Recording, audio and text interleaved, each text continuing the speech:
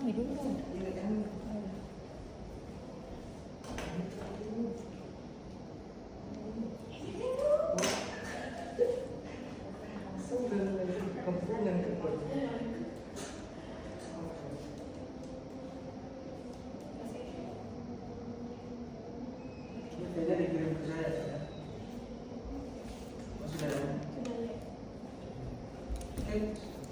Assalamualaikum warahmatullahi wabarakatuh. Oke, hari ini kita mau mempelajari terkait biokimia pada penyakit kelainan sistem genital ya. Jadi adik-adik sudah kemarin biokimia kan merupakan ilmu dasar dari kedokteran. Jadi ini kita sudah masuk blok sistem. Jadi kita review dulu apa terkait biokimia yang merupakan dasar dari kedokteran. Jadi yang pertama bahwa kita harus tahu dulu isi kita mau belajar apa sih di biokimia sistem urologi ini. Nah, seperti yang kita tahu bahwa di urologi di CPMK 2, jadi kita ada namanya CPMK capaian pembelajaran itu ada kita mampu menganalisa dasar biomedik. Nah, dasar biomedik yang kita tahu bahwa salah satunya adalah biokimia. Nah, dari sini kita turun bahwa kita harus saya punya tugas untuk memastikan kalian mampu untuk menjelaskan bagaimana itu biokimia di sistem urologi kalian sendiri.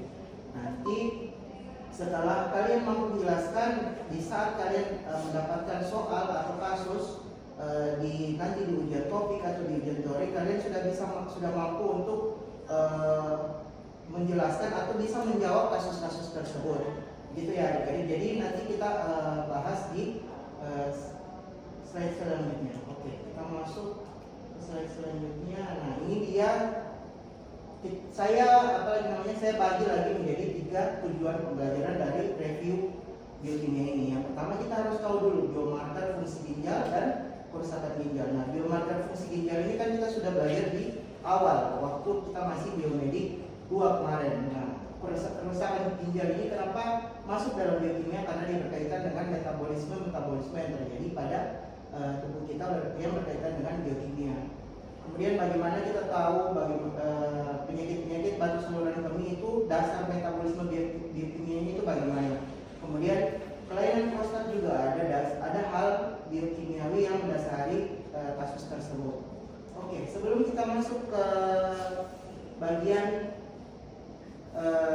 terkait fisiologis pada zat-zat fisiologis di biokimia, ada yang bisa kira-kira jawab pertanyaan ini. Jadi ada seorang pria datang ke klinik kita, 35 tahun, dia labnya menunjukkan serum kreatininnya meningkat setelah ia menjalani latihan fisik intens sehari sebelumnya. Fungsi ginjal pasiennya normal. Mekanisme kenaikan kreatinin tersebut yang paling mungkin adalah, jadi ini bapak datang ke kita tanpa keluhan, dia cuma datang untuk medical check up. Lah, kok tiba-tiba ada serum kreatininnya meningkat? Kira-kira ada yang tahu kenapa hal itu bisa terjadi? Hal yang paling mungkin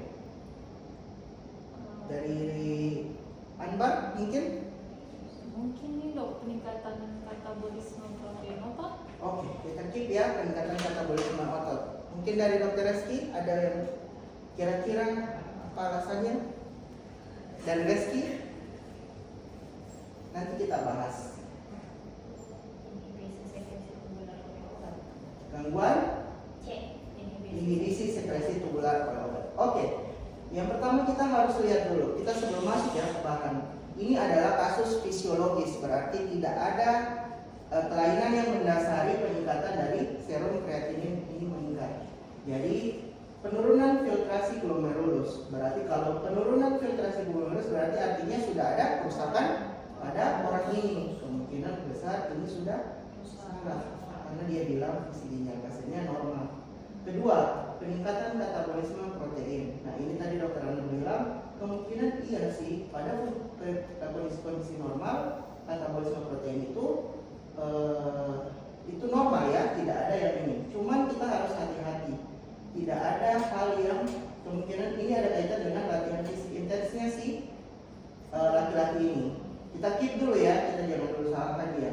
Kemudian inhibisi sekresi tubular oleh obat. Kembali lagi dia masih dalam kondisi normal. Kemudian ini juga peningkatan produksi kreatinin akibat aktivitas otot. hampir mirip dengan opsi B.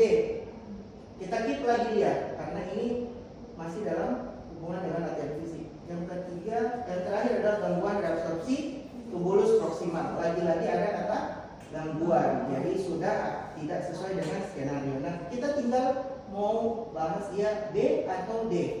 Nah, hari ini kita harus tahu dulu kreatinin ini adalah protein atau apa begitu. Nah, kreatinin ini merupakan hasil metabolisme dari yang namanya kreatin. Nah, kreatin ini tanpa harus terjadi peningkatan, dia bisa secara otomatis di metabolisme menjadi kreatinin. Jadi dari kreatin dulu menjadi kreatinin. Nah, jadi jawaban yang paling benar adalah delta ya. Kita lihat secara fisiologisnya bagaimana. Ini dia. Serum kreatinin dia merupakan terbentuk secara spontan dari metabolisme non enzimatik dari kreatinin dan atau fosfokreatinin di otot. Nah, tadi dia akan terfiltrasi bebas, berarti dia semua dibersihkan di glomerulus. Di soal yang tadi kita lihat penurunan filtrasi glomerulus. Salah kan? Ya. Oke. Sudah cocok, berarti A-nya salah. Kemudian sebagian disekresikan di tubulus proksimal melalui transporter. Berarti kata terfiltrasi bebas ini masih samar-samar, berarti dia masih boleh bebas. Artinya nanti setelah dia bebas akan disekresikan di tubulus, maksudnya akan dibersihkan di tubulus proksimal. Makanya biasanya nanti kita bahas di kuliah-kuliah patologi klinik itu ada nilai normal kreatin karena dia ada terfiltrasi, ada disekresikan sebagian. Jadi itu ada batasannya seperti itu. Dia akan dibawa oleh OCT, NMET1 atau MET-K. Kemudian jumlah kreatinin yang diekspresi bersifat konstan relatif terhadap massa otot. Berarti semakin besar massa otot, semakin banyak kreatin yang dihasilkan, dan semakin tipis massa otot biasanya kreatin yang dihasilkan juga akan menurun. Kemudian kreatin digunakan sebagai marker endokrin untuk mengukur LFG atau ada yang tahu LFG? LFG? Dokter Anwar ada yang tahu LFG? Laju filtrasi glomerulus. Oke, laju filtrasi glomerulus atau bahasa kerennya glomerulus filtration rate ya. Jadi karena dia terfiltrasi bebas, maka kita mampu memanfaatkan hal ini, sifat si kreatin ini untuk mengukur marker dari fungsi ginjal. Oke. Setelah kita tahu hal ini, kira-kira setelah kita baca soalnya, hal-hal yang mungkin mempengaruhi peningkatan kreatinin pada orang normal, kira-kira ada yang tahu? Kalau tadi kan sudah di kasus sudah ada ya latihan fisik intens. Kira-kira secara normal ada lagi yang bisa meningkatkan fungsi kreatinin? Kalau kita sudah tahu, ada makanan-makanan tertentu yang kira-kira kalau kita baca soalnya, kita baca secara fisiologis, dia di otot. Jadi kira-kira makanan yang bagaimana? Ya, Rizky, ya betul, daging. Jadi kalau kita makan daging kebanyakan bisa meningkatkan kreatin secara relatif, tapi dalam batas normal. Ya, jadi daging-daging merah, kalau kita mau periksa orang MCU, kita harus tanyakan dia habis makan daging, kita dapat kreatinnya tinggi, ternyata dia habis makan daging merah. Oh, itu adalah hal yang fisiologis. Ya, seperti itu. Atau ada lagi yang mau tambahkan, kira-kira kondisi seperti apa? Oke, kita lanjut ya. Kita lihat apa saja yang bisa. Pertama, daging merah protein berat. Ya, jadi produksi kreatinnya meningkat, kreatinin naik sementara, jadi relatif. Ada kondisi-kondisi rhabdomyolysis atau pemecahan dari ototnya yang lebih cepat. Jadi kreatin dan fosfokreatininnya dipecah secara cepat sehingga kreatininnya ikut meningkat. Kemudian penyakit sarkopeni, amputasi malnutrisi ini akibat penurunan produksi. Jadi kan ini harus diproduksi juga oleh tubuh kita. Kalau kita sudah malnutrisi, ya secara otomatis kreatinin juga menurun. Obat yang menghambat sekresi tubular, misalkan trimotropin dan simetidin atau biasa pada obat Fortria. Kemudian ada juga kasus fisiologis tertentu itu kehamilan. Jadi hiperfiltrasi fisiologis kreatinin bisa meningkat. Kreatinnya lebih rendah dari populasi umum. Jadi karena dia hiperfiltrasi, jadi biasanya kita dapatkan kreatinnya menurun. Seperti itu. Nah, kemudian biomarker ketiga itu sistatin C. Ini jarang sebenarnya kita dapat di rumah sakit, cuman ini merupakan salah satu biomarker paling spesifik ya, paling sensitif sekarang digunakan untuk melihat fungsi ginjal. Apa sih itu sistatin C? Ada yang sudah belajar? Ini sudah jelas ya di slide yang bawah. Sistatin C itu adalah protein inhibitor dari protease sistein yang diproduksi oleh semua sel berinti. Mungkin nanti tanya sama dokter yang bagian histologi ya, sel-sel berinti itu apa sih dok? Jadi kita nanti akan berkaitan dengan sistatin C. Nah, dia tidak bergantung pada massa otot karena semua sel berinti itu bisa menghasilkan sistatin C. Kalau tadi kreatinin kan cuma dihasilkan oleh otot, jadi dia masih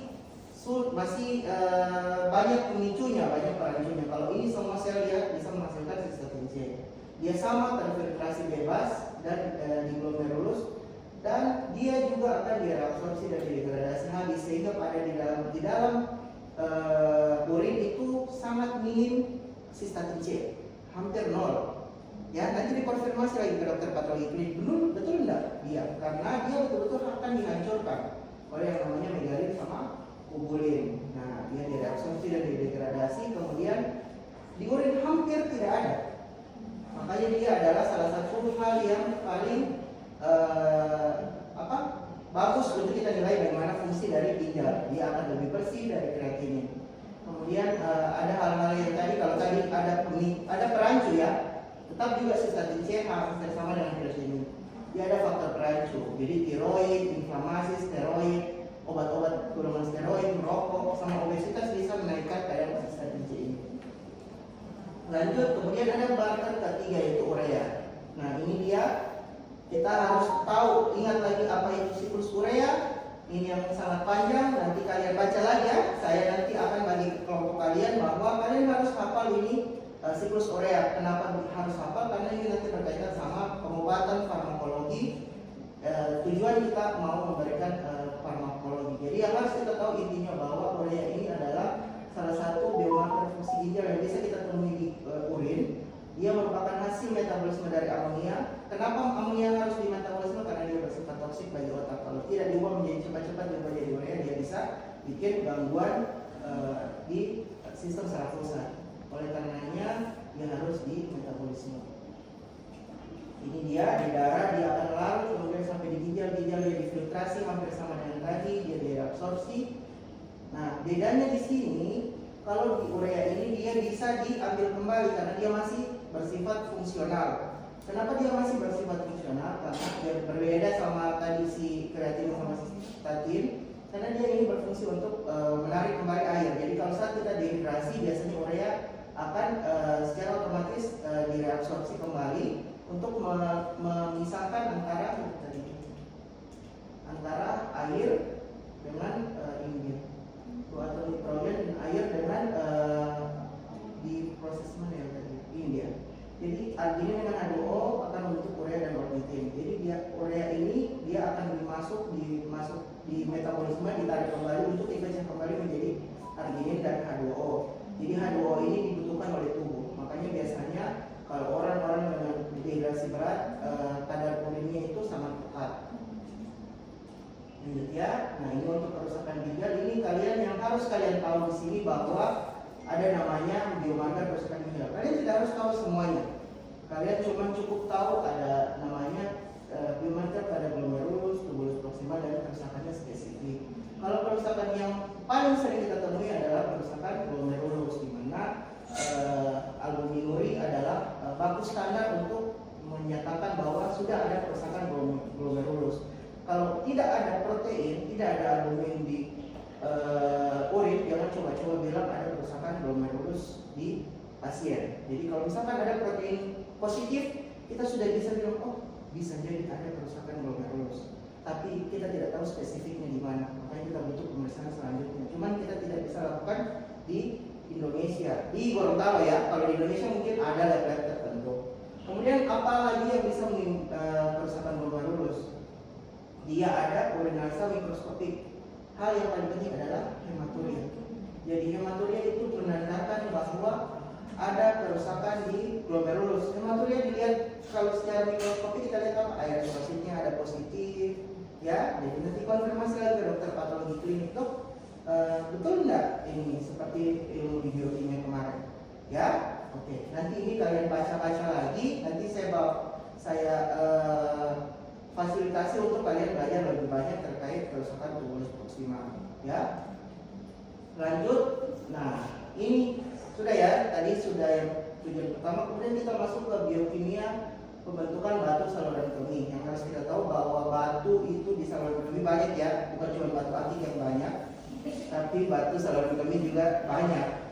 Jadi ada batu kalsium oksalat, batu kalsium fosfat, asam urat, strofit, dan sistem. Nah, yang berkaitan dengan biokimia apa dok? Yang berkaitan dengan kimia bagaimana dia dibentuk. Jadi kalsium oksalat dia dibentuk paling sering. Jadi hampir 70% batu di saluran kemih akibat kalsium oksalat yang dia tumbuh pada radal splat. Nah, radal splat ini ternyata dibentuk oleh kalsium fosfat. Jadi kalau orang bilang kalsium oksalat adalah yang paling sering, tapi yang penyebabnya adalah si kalsium fosfat. Jadi kalsium fosfat bikin dulu landasan, kemudian kalsium oksalat yang memanfaatkan landasannya. Begitu. Semua memanfaatkan landasan yang dibuat sama si kalsium fosfat. Dan itu tergantung pH-nya masing-masing. Kita lihat contoh kasus ya, supaya tidak bingung. Nah, ini contoh kasus.